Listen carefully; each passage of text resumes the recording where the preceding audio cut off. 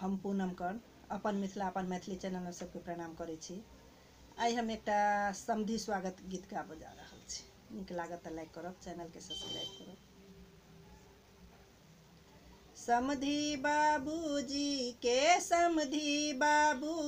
के देखलहुँ गे माई, हम देखलहुँ गे माई।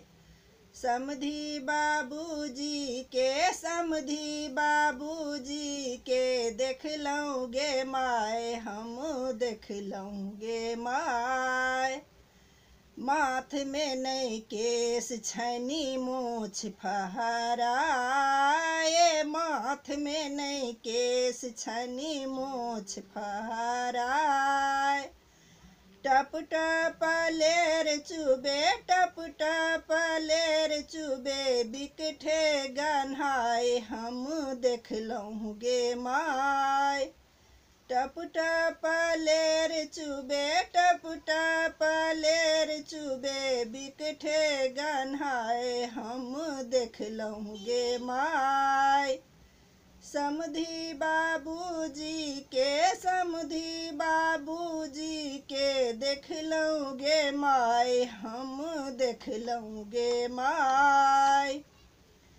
सन सन केस दाढ़ी फाटल बे माय, सन सन केस दाढ़ी फाटल बे माय।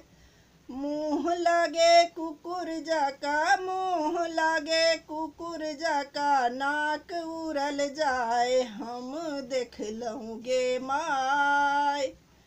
मुँह लागे कुकुर जका, नाक उड़ल जाए, हम देखलहुँ गे माय। समधी बाबूजी के देखलहुँ गे माय, हम देखलहुँ गे माय।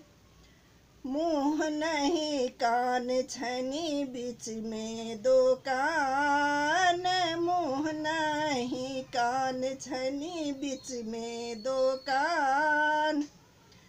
कारी बदन देखी जीव की आए, हम देखलहुँ गे माय। कारी बदन देखी जीव की आए, हम देखलहुँ गे माय। समधी बाबूजी के देखलहुँ गे माय, हम देखलहुँ गे माय।